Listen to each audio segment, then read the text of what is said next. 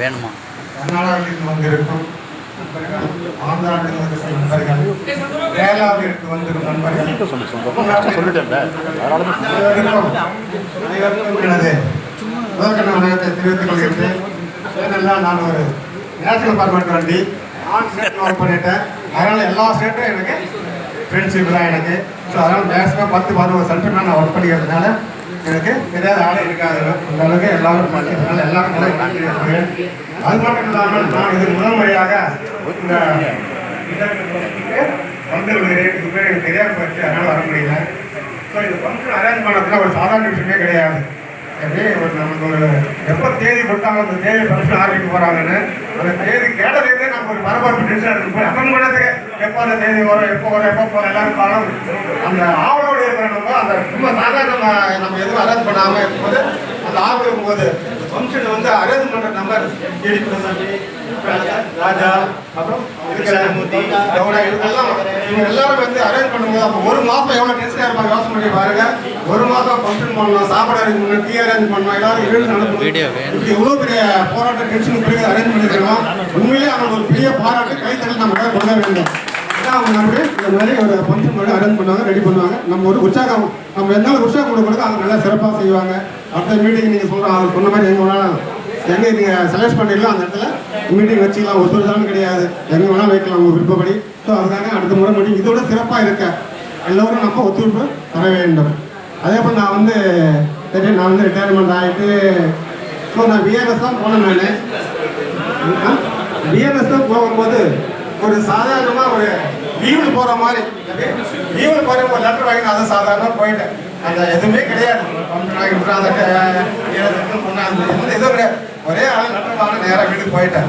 So என்னடா நம்ம எத்தனை நாள் சர்வீஸ் பண்ணி ஒரு ஆள் கூட போயிடலாம்னு சொல்கிறதுக்கு எனக்கு இல்லையே நான் ஃபீல் பண்ணேன். ஆனால் இன்னைக்கு இவ்வளோ தினத்துல நான் பேசும்போது உண்மையே நான் இன்னைக்கு தான் ரிட்டையர் ஆகிற மாதிரி இந்த ரிட்டையர்மெண்ட் நான் இதை ஃபீல் பண்ணுறேன். நான் ஓகே இன்னைக்கு தான் நான் ரிட்டையர்மெண்ட் ஆன மாதிரி அந்த ஃபீலிங் எனக்கு இருக்குது. இவ்வளோ பேர் வந்துருக்கு, பார்க்குறேன், சந்தோஷப்படுறேன். எனக்கு அந்த ஃபீலிங் கூட எனக்கு நிறைவேறிச்சு.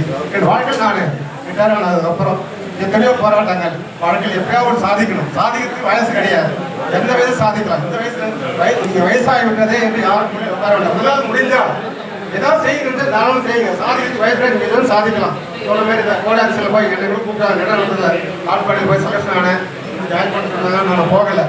சரி போகலை, இருந்தாலும் நம்ம அடுத்த வேலை செய்யக்கூடாது. அதனால் நம்ம ஏதாவது சொந்தமாக செய்யணும். பல பேர் எடுத்து கடைசியாக வந்து அஸ்ட்ரேலியா 4 பேருக்கு அஸ்ட்ரேலியா நான் பார்த்துட்டு 7 முறை பார்க்குறேன். அமெரிக்கா, ஜப்பான், சிங்கப்பூர், மலேசியா எல்லாருமே நான் ஆஸ்திரேலியா பார்த்துருக்கிறேன். ஸோ எல்லாருக்கும் நான் ஒரு முன்னோராக அதாவது நல்ல பேர் நல்லது சொல்லி ஆன்மீக வாழ்க்கையில் நிறைய பேர் வாழ வச்சுட்டு இருக்கிறேன். வரவங்களுக்கு பிரச்சனை சால்வ் பண்ணி வச்சுருக்கிறேன். அதனால் வந்து நீங்கள் உங்கள் பிரச்சனை எதுவாக இருந்தாலும் சரி, உங்கள் பிரச்சனை காரணம் நீங்கள் கிடையாது. ஒரு வாழ்க்கையில் ஒரு மனுஷன் ஒரு பிரச்சனை வருதுனாக்கா அது வந்து உங்களுடைய தவறே கிடையாது. நம்ம இயக்கிக்கிற நவகிரகங்கள் அப்படியே நம்ம ஏகத்தெல்லாம் நவகிரகங்களும் நவகிரகங்களுடைய கடவுளை தான் நம்ம ஏகிக்கிறாங்க. நாம எதுவும் செய்ய போகிறது கிடையாது. ஒரு அரசு வேலை கிடைக்குமா நமக்கே கிடையாது. அவங்க எழுதி வச்சிருப்போம் அந்த வருஷத்துல இந்த வருஷத்துக்கு அரசு வேலைக்கு போக போறேன்னு. அது மாதிரி கண்டிப்பாக நடந்தே நம்ம எந்த கோயில் போகணும் போக வேண்டியதில்லை, நடக்கும். ஒரு விஆர்எஸ் போகணுமா இந்த கிரக சேர்க்கை வரும்போது உங்களுக்கு விஆர்எஸ் கிடைக்கும்.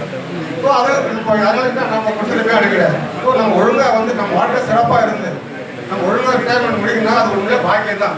கடைசியோட ரிட்டையர்மெண்ட் முடிக்கிறது ஒரு பாக்கியம். கடவுள் வந்து நமக்கு வர மாதிரி எழுதி வைப்பார். நம்ம லக்னமும் லக்னாதிபதியும் ஆட்சி உச்சம் பண்ணி சிறப்பாக இருந்தால் நம்ம வாழ்க்கையில் எல்லாமே சாதிக்கலாம், திறமே சாதிக்கலாம்.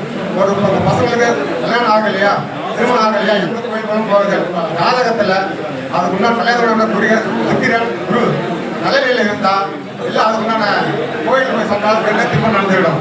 ஒரு கடற்கொள்ளையில் பாதிக்கிறீங்களா, கடற்கொள்ளையாக இருந்தீங்களாக்கா கடற்கொள்ளைக்கு உண்டான கிரகமான ராகு கேதுக்கள் குரு பரவடம்போது பிரச்சனைகளாக வந்து தீர்ந்துவிடும். நீங்கள் அதை பார்த்து சரி பண்ணிக்கலாம்.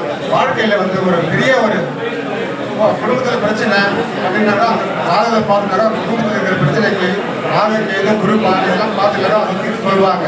ஸோ அனைத்துக்கும் தீர்வு உண்டு. ஒரு கேள்வின்னு வரும்போது கண்டிப்பாக அது பதில் உண்டு. அப்படியே ஒரு பிரச்சனை வரும்போது அந்த பிரச்சனைக்கு ஒரு புரிய உண்டு. கண்டிப்பாக அது வந்து சால்வ் ஆகிடும். அப்போ இதை வச்சுட்டீங்க உங்களுடைய பிரச்சனை சால்வ் பண்ணிடலாம், மற்றும் நீங்கள் முன்னேறலாம். வாழ்க்கையில் எதை நினைக்கிறீங்களோ அதை நீங்கள் சாதிக்கலாம். என்னோட முடித்துக் கொள்கிறேன்.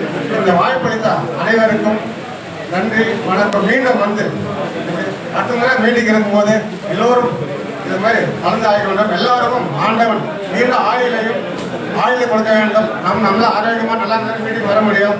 ஸோ அதனால எல்லாருக்கும் வந்து ஆண்டவன் நல்ல ஒரு ஆயுளையும் நல்ல ஆரோக்கியமான உடம்பை கொடுக்க வேண்டும். இதனால நாம் மறுபடியும் அடுத்த வருஷம் நம்ம மீட் பண்ணுவோம். வாழ்க வளமுடன். நன்றி, வணக்கம்.